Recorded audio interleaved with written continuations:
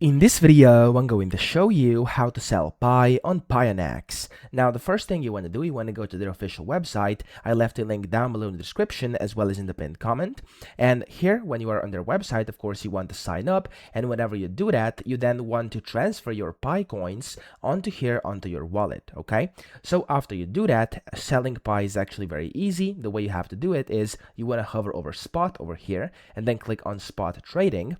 And then over here under spot trading, just switch from BTC to Pi. So search for Pi. There we go, Pi USDT. So click on that. And then over here, whenever you actually do have some Pi on your account, click on the sell button here. You can select how much you'd like to sell. Minimum is 4.116, as you can see here. And then whenever you're ready, you can just basically sell it for USDT and then you can withdraw that. Okay, so that's how you can do it using Pionex. And yeah, that's it. So I hope this video helped you out. If it did, please subscribe to the channel and help me out as well.